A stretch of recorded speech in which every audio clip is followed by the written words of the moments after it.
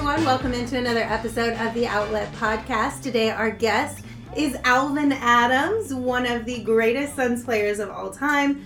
Alvan, thanks for hanging out with us. How are you doing today? You bet. Big day today. I'm doing fine. Absolutely. Okay, so one of the things that I find the most interesting about you is that you have spent your entire working career with the Phoenix Suns organization. So tell me, what is it about the Suns that has just felt like such a family that you've literally spent majority of your life here and enjoyed it? Yeah, who stays with the same company forever for it's definitely unique, 3, especially 4, in these 5 days. decades, right? Well, my first job with the Suns was as a player. Right. So I left college, left the University of Oklahoma a year early to come play for John McLeod and Jerry Colangelo here in Phoenix, back when the Suns were the only major professional sports franchise in town. And it just so worked out that when Jerry Colangelo bought the team in 1987, which was the middle of my last season, 87-88, I knew that was my last season. I retired in spring of 88, and I wanted to go study architecture after I played basketball, because that's what I wanted to be when I was a little kid. I wanted to be an architect. In fact, while I played for the Suns, I did all my pre-architectural studies at ASU and Phoenix College and completed all those. So Wait, hold on. Did you do that during the season or just during summer? most of the time it was just during the summer, but I took a class or two in art history, if I remember correctly, and maybe microeconomics at Phoenix College, because we lived over there in the Encano Palmcroft neighborhood. So anyway, I finished all those requirements. I said, I'm going to apply to the College of Architecture at ASU or Oklahoma or Indiana or somewhere. But that was the year Jerry bought the team, and he wanted to build a new home for the Suns. Mm-hmm. And I said, can I be part of that? And he goes, yeah, come on. Bob Machen and Tom Ambrose, Harvey Shank, Jerry Colangelo said, come on and join us. Not because I was an architect, but because I was interested, and they knew my work ethic, knew I was interested in it. And I got to be part of that design and development project. And then we've run this building ever since. And we did the same thing with Bank One Ballpark, now Chase Field. And then we did the same thing with Dodge Theater, now Co-America. So I'm really doing now, for the last 30 plus years, since the late 80s, what I kind of thought I wanted to do when I was 10, 11, 12, 14, 15, 16 years old is design things, build things, help manage things, run things.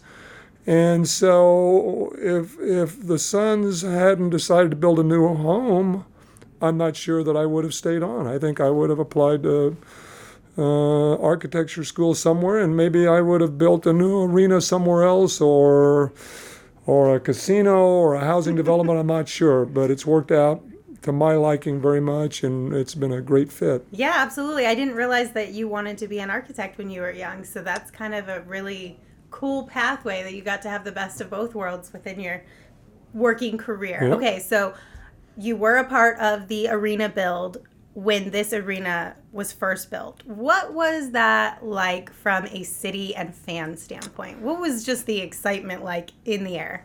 Everybody was so interested. And remember, this is about 1989. And when did the Cardinals come to town? About that same year. I think 88, 89. So we just got the NFL here. So there's a lot of excitement about professional sports. You got the NFL coming. And who did we have coming to our team? We already had these great players, Tom Chambers, Dan Marley, Kevin Johnson, etc. And who did we just sign in that summer of 88? 92, 93 was, before the 92, 93 season was Charles Barkley. But just backing up a few years, we didn't know that we were going to be in the NBA Finals our first year in this building, but we knew we had a really good team. And Jerry and the city made this partnership, this not totally unique, but somewhat very unique partnership of a publicly owned building, but privately managed. So this building's always been owned by the city of Phoenix, but it's always been privately managed by an entity of the Suns. And there was so much interest. Now, back then, basketball, the NBA wasn't nearly as big a business. Okay, there were only 15 or so people in the front office of the Phoenix Suns. There's 15 people in every department in this company now, at least. Yeah. And we hired a great architect, the firm of Ellerby Beckett out of Kansas City, and quickly they made a model. This model was probably 5 feet by 5 feet, a scale model of the arena. And the roof came off, and we would take that thing around. People would come in and see it, and you could see the site being developed where we are today at First Street and Jefferson, the main entrance. And there were some warehouses that were demolished, so you could see the hole go in the ground and the steel and the concrete start to go up. And meanwhile, we were really good right there, the 89, 90, 91. We're like dealing with, we finally beat the Lakers somewhere in that stretch in the playoffs. We had some great playoff against the Trailblazers. And so I just kept building. And then a few months before, about the time we opened this building, June of 92 was when we signed Charles. And it was like, wow, what a crescendo of great things coming together to open this building. It should be a really good season, this first season at the America West Arena. And how do you feel like the excitement around this transformation for this building is right now? Do you feel like it's a little similar in just the amount of excitement that everyone has expressed towards it? Well, for sure. We had that unveiling a couple of weeks ago on a rainy night when we played, I forget who we were playing that night, somebody we beat. And we're like, well, I hope people show up at the convention center, and they did. And just a year ago, our basketball team, I mean, a lot of us in the know was like, we're still in rebuilding mode. And now I'm getting kind of cocky. I'm going, we're in contention mode. We're in contention to make the playoffs for sure. We're in a playoff position. So a new coach and the new coach and ownership and general manager between Robert and James and Monty, wow, they all seem to be on the same page moving forward. And all of a sudden, okay, we understand the Warriors with all the injuries are bad, but we're better than the Spurs and the Blazers, and we've already beat the Clippers and played close on other teams. Denver and 76ers won some big games, so we're contenders for the playoffs now. So I'm always optimistic, so why couldn't this be it's a 2-year project. We're not going to get this all done before this transformation before next season. It's going to be a next 2 summer project. So I'm saying let's get in the playoffs this year. Let's make some noise. Let's even win a round or 2. Why not? And I don't know about what's happening with all the injuries, but DeAndre will be back soon. And between DeAndre and Aaron Baines and Kaminsky, what a great, and Saric, what a great group of big guys we have. And Rubio, I've liked him for years.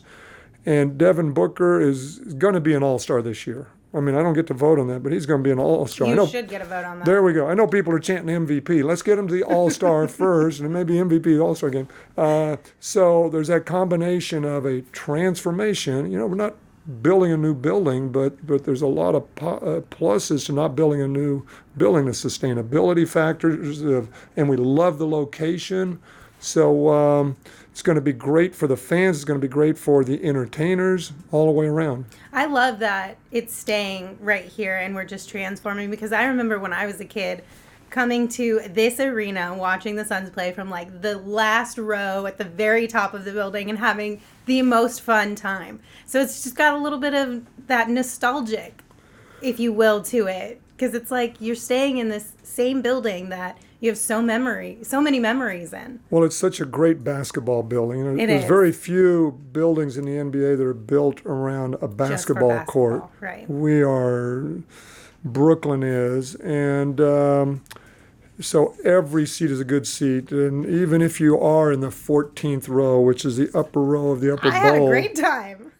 Great views, and our players feed off the fans so much. We did when I played, they do now, and some things never change in the NBA. You always love your home team rooting for you, and sure there's Bulls fans out there, and sure there's still like 3 Kobe Bryant fans left in Phoenix, but they love to come see the great players on the other teams, but they like more than anything else to see us win a close game against those great teams and those great players. Okay, so you mentioned that some things change, some things never change. So let's talk about, since you were playing in the league, what have been some of the biggest differences that you have seen now, and maybe some of the things that are still the same, still consistent? Well, on the court, the best shot many years ago in the 60s, 70s, and 80s, the best shot used to be the closest shot. Because the closest shot was the highest percentage shots. And the most important players were the biggest players. And that doesn't necessarily mean 7-footers. That might be Paul Westphal on Norm Van Leer or something, a 6'5" guy on a 6'2" guy. So you try to get those close shots. You try to get the fast break layups. Today, what's the most important shot? We all know what it is. Mm-hmm. It's a three-pointer, so who's the most important player today? Well, it's not just the short guys, because look at all the 7-footers. Karl Anthony Towns is third in the league on three-pointers made? Aaron Baines knocking down some big threes this year, too. It's not scary. It's not like Manute Bol used to shoot and, oh, that's interesting. He's not going to make it, but it's these 7-footers can play. So the court it's so much more spread out, and I have so much fun listening to Eddie and Tim and Al and Kevin and Annie, because they analyze the game so well.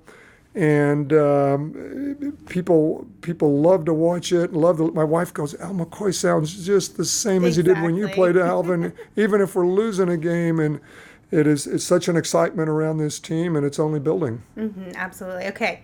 So I heard that you had a really fun Rookie of the Year acceptance speech. Can you tell me this story? Because I haven't heard this story from you yet. Well, people have different sides of it. My son, he saw it on YouTube, and he's almost 40 years old now, but he saw it like a year or two. He goes, I never seen the video of that, Dad. Where were your pants? Because I didn't have my warm-up pants on, just my warm-up top. And the shorts were so short then. It's like, I haven't seen I'm standing there at half court during a playoff game, I think against the Sonics in the first round when the commissioner presented it. And I go, I never thought of that, Justin. I had my shorts on, but I'm standing there and the warm-up top's a little longer than the shorts. Anyway, I'd heard that I'd won some weeks before, so it wasn't a total surprise, like, oh, come on out, Alvin. And I don't remember how long I thought about what I was going to say. I knew I just had a little bit. It's at halftime. We're in the middle of an important game. But I had played the 2 summers before overseas in the World University Games with some really great college players, including the phenomenally gifted David Thompson. And this guy was all-world, if there ever was an all-world. They changed the rules when we traveled from Poland to Bulgaria that you couldn't jump out inside the lane to catch a lob dunk. And they go, you can't do that anymore. So we told David to jump from outside. Anyway, he went to the ABA, the rival league. Right. So when I accepted the trophy, I want to thank my teammates. My son goes, Dad, your accent was so Southern. I'm from Oklahoma. I want to thank my teammates. I go, whatever, Justin. And but the line was, I decided to say at the end of my little 3 or 4 sentences, and I want to thank David Thompson for going to the ABA, implying that if he were in the NBA, he most likely probably would have been the Rookie of the Year. But one reason I was Rookie of the Year was we had a pretty good season, but we were only 42-40 at the end of the year, the regular season, so that's not a phenomenal season. So sometime around that time, whoever votes on that elected me over some other really good players. So it was fun. But I did have my pants on. That's good to know. Yeah. Did he see that or hear it? Did he ever reach out to you about it? David? Yeah. Yeah, sometime later, because we merged. The 2 leagues merged. Was it 2 years later, I think? And he eventually said something, so, yeah. Okay, was that spur of the moment? Like you added it in while you were, or did you already have that I thought of it ahead of time. I don't know if it was a day or a week before, but somewhere in there I said, I got to thank David. Or maybe I was just thinking it and I just blurted it out. But Gotcha, okay. And then your coach that year was John McLeod. How was that? What was he like as a coach? I know that, he came, you had him as a coach in college as well. How much did that kind of help the transition? Well, let's back up just a little bit. One of the main reasons I chose the University of Oklahoma was John McLeod. So like a lot of these NBA players, I was recruited by a lot of colleges, met a lot of coaches, made a lot of visits back then.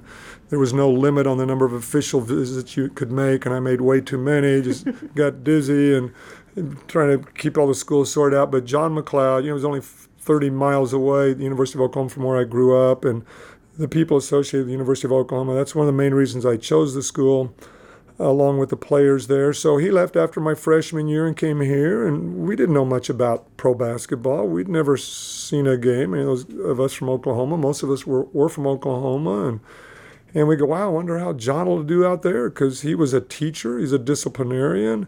He had rules. He held you accountable. Everybody's always talking about that now. Well, this coach is good because he holds his players accountable. He was a great coach. He was innovative, and then and Jerry called me 2 years later and said, hey, do you want to come out early? And we've got the 4th pick and come play for Phoenix. And I'm like, wow, well, number one, who gets a chance to break in with a coach who they know and like, and vice versa, a coach who knows them. And that's one reason they called me and said, leave early. And I go, Phoenix? I only know that it's a warm city, warm state. That sounds good. I knew nothing. I knew they had a guy named Charlie Scott on the team that had the number I wanted, number 33. So luckily they traded him away, so that number opened up. And even more lucky for Phoenix Suns fans and for my career development was they traded him. And who'd they get? Paul Westphal.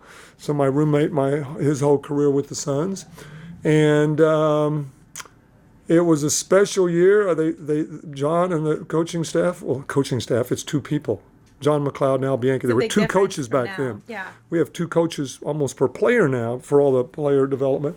And they said, well, you're slated as a backup forward and backup center. Not sure if you'll play more forward or center. And all of a sudden, our starting center got hurt in preseason. And first game, Alvin, you're going to be our starting center. And my toenail fell off during training camp from all the running. And I go, okay, where are we playing? Great. Who's the first game against? Who's it against? The Lakers and their new player. Who's their new center? Kareem Abdul-Jabbar. And the first game is preseason. I counted preseason game as a real game because I'd never even seen an NBA game. And we went over and played at the University of California, Santa Barbara, and played a preseason game. And I remember I was a very mobile and short center, and we full court press, and I'm on the front of the press, and I made like 2 steals. Kareem tried to inbound the ball, and I deflected it and did a layup. My teammates were like, why are you making Kareem mad in the preseason? Be careful. What are you doing? I go, is this not what we're supposed to do? We're pressing full court. And they go, well, I understand, but just tone it back a little bit. And so that was my first game. I don't remember who won or lost, but we actually made the playoffs that year. And as every Suns fan knows, we went to the finals. The Lakers didn't even make the playoffs that year. They didn't have someone that could throw the ball into Kareem. They eventually got that guy in Magic Johnson just a couple years later, but special season. So John coached the Suns for 2 years before that, and then my first 12 years. So he was here 14 years, had a very special career as an NBA coach. Yeah, I'm sure that you guys had a really good relationship as well. Okay, so one of the things when I was talking to Westy, actually, that we talked about was Nike. So what's your story with this shoe? Yeah. Not even just shoe, this whole entire brand, this lifestyle brand, basketball brand, shoe brand, clothing, you name it. How did that start for you?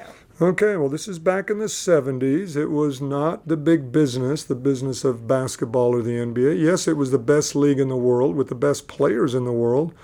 But at the end of that special season that the Suns had and I had and Paul Westphal had and all our teammates, Pat Riley, Keith Erickson, Dennis Autry and Curtis Perry, Garhart, all these guys, that special season where we go to the finals, somewhere right at the end of the season, my lawyer got a letter from a company, and he called me and said, Alvin, Sarah, we got this letter from a shoe company that wants to pay you to wear shoes. I go, pay to wear shoes? Wow, pay to wear shoes. Okay. And he goes, I'm going to send it over to you. So we got it. It was a pretty short letter, just a couple paragraphs. Hey, we're interested in Alvin after a special season of joining our pro club. We have 10 players, and Alvin would be the 10th. And we're reading the name of the company, and we're going, Nike? Nike? But main thing was that we want to pay you to wear shoes. I go, are their shoes any good? We're like, let's call them. And they go, well, they're going to do a mold, and they're going to, because back then the shoes were Converse and Adidas, really. Mm-hmm. And we wore whatever in college, and whatever Joe Prosky, our trainer, had out. And you want Adidas today? Because I see pictures from my rookie year, not in this room, but sometimes I'm wearing Converse and sometimes Adidas. And they sent me some shoes. I competed in the Superstars competition that summer. That was a fun competition in Florida. They brought all these mix of athletes together to do all these events: bowling, baseball hitting, running, bicycling, weightlifting. And they sent me a pair of shoes, and I go, seems fine. Yeah, let's do it. And they had a trip that summer to Sun Valley, Idaho, and so I was the 10th guy in that original Nike Pro Clubs. There were 9 veterans, and I guess they slated the 10th guy to whoever the Rookie of the Year is. So in addition to getting a nice trophy for Rookie of the Year from the NBA, I had a chance to join Nike or Nike or whatever their name is. And that very first summer, I met the head of the company, a guy named Phil Knight, or is it Knight? I'm not sure. And Rob Strasser and Ron Nelson and the front office, because they had a very small company. They were either called Blue Ribbon Sports or Nike. I think they're the name on the box. It said Blue Ribbon Sports, but the swoosh, they were working on their trademark. And so I joined that group of 9 veterans. It was Elvin Hayes and Phil Smith and Phil Chenier and Dave Bing, some real top-notch names, guards, forwards, centers. And the club grew over the years, and the contract was something about certain types of men's basketball shoes that were sold. Whoever was in the pro club got to share in some percentage of the revenue. And every year we went on this great trip and had a couple little simple business meetings, and they took a mold of our foot, and we played softball and golf and went sailing and had fun with all the other guys. And sounds like a cool club to be a part of. It was a cool club to be in. And then in about 1985, a guy from North Carolina came into the league, and Nike decided to put most of their eggs in the Michael Jordan basket. And I know I went... Makes some sense. Yeah, it makes sense. Thanks for the ride while it lasted. I just wished I would have taken some small percentage of the money they paid us over the years. 5%, 10%, and just bought Nike stock. Right? I know. I didn't get in the stock market till 1988, I don't think. I wish I would have done from 1977 to 86, whenever I was with Nike, roughly those years. I would have taken some small portion and bought Nike stock. But it was a great shoe, a great company. Do you remember what shoe it was? Or did you have multiple throughout your time with them? Do we have a prop? Hold on. This was not the first. This is a canvas one. These are blazers, right? I think so. A canvas blazer. If I bent that in half, it would probably break the sole. Feel how much that weighs. Let's see. This weighs more than Ricky Rubio. Not Ricky Rubio's shoe. This weighs more than Ricky Rubio. Shoe. This is cool. How old is this shoe? Oh, that's from the 70s. That is so cool. We had leathers. It was the blazer, the Bruin, I remember. And that one's pretty ugly. Cool. It's faded. It's turned I like it. Golden. It's the color of honey. It wasn't that color originally. I just sent all my old Nike shoes to my son in New York. He goes, because we just moved, we downsized. Dad, don't get rid of these shoes. Yeah, don't do you get want rid them? of them. He goes, I don't know what I'd do with them. I'll find a spot for that. I'm sending them to you. So he can do because we have the waffle trainers, and I forget all the different ones. The Cortez were running shoes, but just a great company, great group of people. So nowadays, when players have a shoe contract, it's unlimited amounts of shoes constantly. How many did you get for like a season? As many as we needed / wanted. Well, that's nice. So it's always kind of basically been like that. Yeah, I went through a new pair probably every 3 weeks or so, every 8 or 10 games. So because you were wearing them out, or you just kind of were like, they would stretch out a little bit. People always like your shoes, so we give them away too. Right. Guys give away jerseys now. We never did that. We only had one jersey the whole season. That's one of the things that would you have gotten in trouble had you given away a jersey? Oh. That's one of the things that has changed greatly. I remember Amari used to take multiple jerseys. Yeah, all the time. And I don't know if they bill him for it, but we had a white jersey for home. We had a purple jersey for away, and we carried our shoes and our uniform with us on the road. So how many shoes did you take on the road? Just one pair? No, I always took at least 2 pair. Just in case. Yeah. It makes sense. Give one away, yeah. Very cool. I love that you have this shoe in here. You have so many goodies in your office. You always have little treasures. Yeah. What are some of your favorite things or mementos, memorabilia? Oh gosh, now it's about kids and grandkids. Yeah. I know you can't pan around, but I got pictures of. Well, here's a fun story. You want to hand me that one of the 2 girls, the volleyballer? This is my daughter and Truck Robinson's daughter. Okay. Truck was a great power forward for us for years. I don't know what camera you want that on. You can show it to that one. So is that good, or is there a glare on that? So this is Emily and Alicia Robinson. They were co-captains at USC. That's awesome. At Southern Cal, not South Carolina. Southern Cal. They were co-captains on the volleyball team, and they won 2 national championships. This is the one in Dallas. So mementos, basketball mementos, well... You've got so many to choose from. Yeah, my Rookie of the Year trophy, it was gigantic. It was these big metal fluted columns. They used to make trophies like that with all these basketball players dancing on it. And where's that trophy at right now? It's at home. But I had a neighbor down the street that had a great woodworking shop. And so the base and the layer up here were both walnut. He goes, you want to get rid of those fluted columns and make them walnut? And I go, yeah. So we made walnut columns the same height. And so if you look at a picture of me accepting the Rookie of the Trophy, and then you see some people might go, oh, that's not the same trophy. Anyway. Close enough. Other mementos, well, we've got the guys in the Ring of Honor signature there. We got the team from 75, 76. It's mostly memories now. It's got a lot of memorabilia, but you can't keep it all, right? It'd be hard. But you do a pretty good job of keeping the good stuff. Yeah. I like it. Okay, who is your favorite opponent to play against in your career? Well, you kind of like guys that are no good because you can score on them, but there were none of those in the NBA.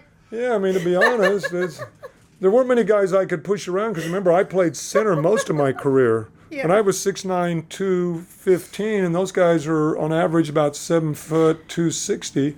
The one guy I could lean on and push was Manute Bol. Okay. So he was that much taller than me, but he only weighed 190 pounds. But I remember one of my favorite stories is I went to the All-Star game in LA. That was about 2002. And both of our kids were at school in California, in college at the time. I said, Justin, Emily, let's go to the game. Okay. And we went to the Legends Brunch on Sunday. That's been in place for a while. And we get there, and that's where all the old players can come to the brunch. And I go, oh, there's Kareem over there. And, of course, I guarded Kareem. Kareem had to guard me for 13 years. And we go over there, and I go, Kareem. He goes, Alvan. I go, Kareem, this is my son Justin, my daughter Emily. Justin, Emily, this is Kareem. And before I could say anything else, he looked at them, and he goes, oh, I hated to guard your daddy. Aww. I mean, he's got this reputation of being surly, and there he goes in his setting with other players. He said that to my kids, and I went, he goes, yeah, we've been pregame. Pat Riley's talking to us on the board going, all right, Magic, keep pushing the ball. James, keep running the lane. Kareem, don't let Alvan beat you down the floor time after time for easy layups and dunks. And I'm thinking, Kareem's telling us, and I'm thinking, okay, Pat, how am I going to outrun Alvan? He's faster than me.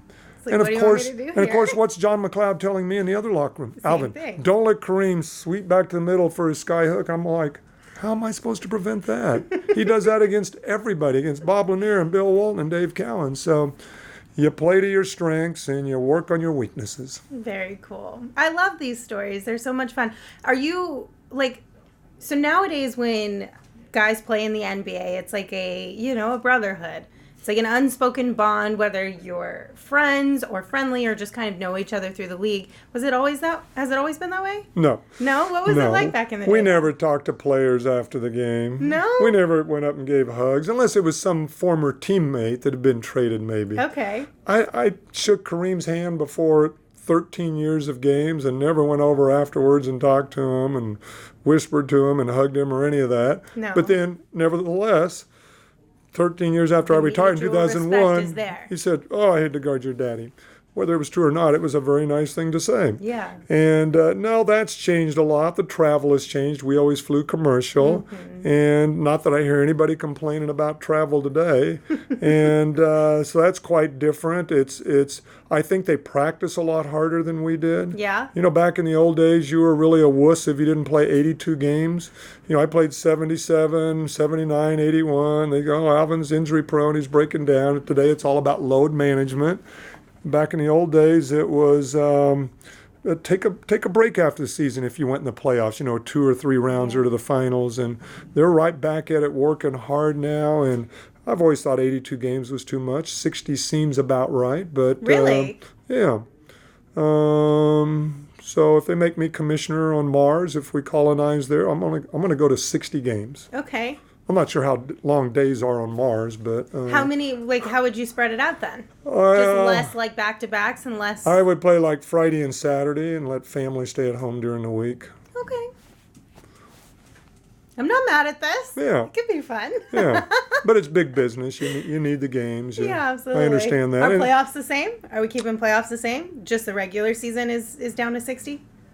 Yes. Okay. Yeah, maybe... I don't know, maybe 5-game series. Okay. The first 2 rounds, maybe.